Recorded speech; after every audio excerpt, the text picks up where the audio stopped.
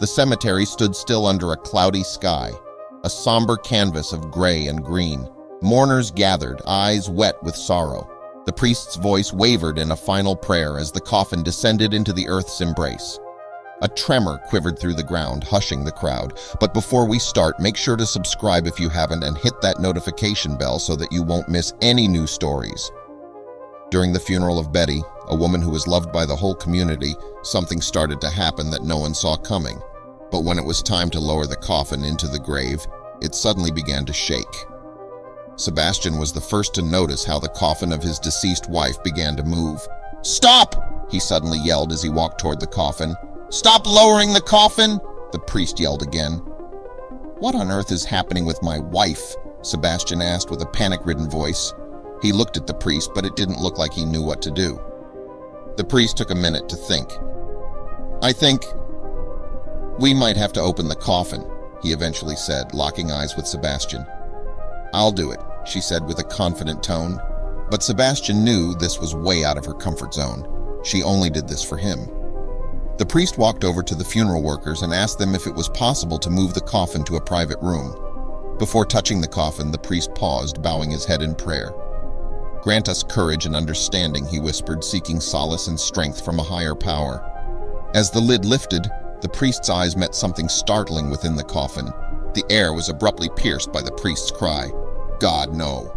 His voice, laden with horror and disbelief, echoed in the solemn space. In the thick of uncertainty, Sebastian found a wellspring of courage within him. He stepped forward, his resolve strengthening with each step towards the coffin. The priest's alarmed expression lingered in his mind, but Sebastian's love for Betty propelled him. It was a testament to their shared life, a life now encapsulated in the silent form lying within the coffin's shadowed interior. Sebastian, driven by a profound sense of love and duty, approached the coffin's edge.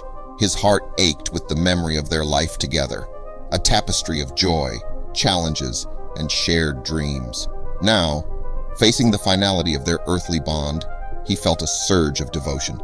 This act, however daunting, was his to bear, a final act of love for the woman who had been his companion, his confidant, his love.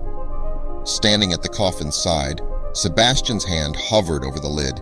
His deepest fears, like shadows at the edge of his thoughts, threatened to overwhelm him.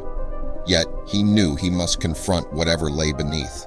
This moment, charged with a mix of dread and duty, was a crossroads between clinging to the past and facing the unknown. With a trembling hand, he steeled himself to confront the reality within. Taking a deep, steadying breath, Sebastian prepared to peer inside the coffin. His heart pounded, a drumbeat echoing in the stillness. As the lid fully opened, Sebastian's eyes met an unexpected sight.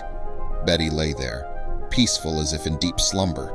He found himself momentarily lost in the calmness of her visage, a poignant reminder of their shared moments of quietude. In a moment of stillness, Sebastian's gaze settled on Betty's face. Memories flooded back, her laughter, the warmth of her touch, the depth of her understanding.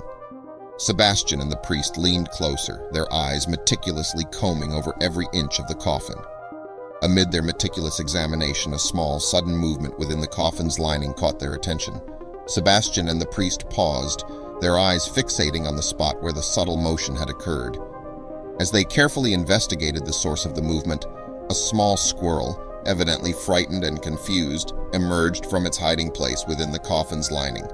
Sebastian and the priest exchanged looks of disbelief. The realization of the squirrel's involvement in the day's strange events slowly dawned on them. Sebastian remembered how Betty had often cared for animals, including squirrels, in their garden. With the discovery of the squirrel, the enigma of the shaking coffin was finally resolved.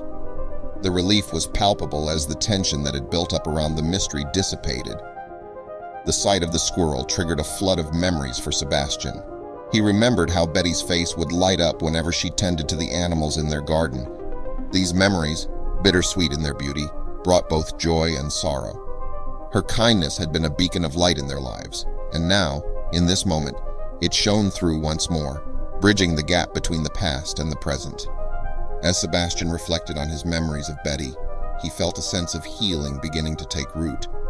Each recollection, each remembered moment of her compassion and love, seemed to soothe the raw edges of his grief. Moved by the day's revelations and his memories of Betty, Sebastian made a heartfelt decision.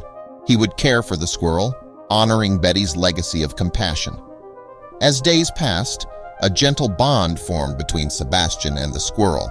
He began to look forward to their interactions, finding solace in the creature's trust and company.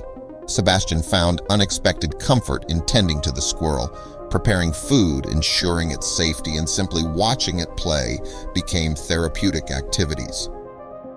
As days passed, a gentle bond formed between Sebastian and the squirrel. He began to look forward to their interactions, finding solace in the creature's trust and company. Each memory was like a photograph, vivid and poignant, capturing the essence of their life together. These cherished recollections, filled with laughter and love, served as a gentle reminder of the beautiful journey they had shared.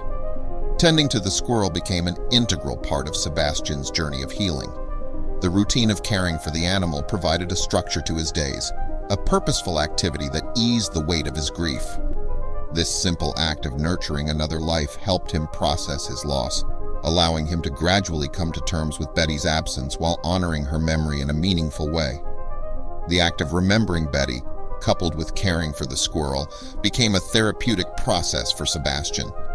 Each day, as he engaged in this dual act of remembrance and care, he felt a gradual lightening of his grief. This ongoing tribute to Betty's life allowed him to recover pieces of himself that he thought lost. In this tender balance of remembrance and moving forward, Sebastian found a path toward healing and acceptance.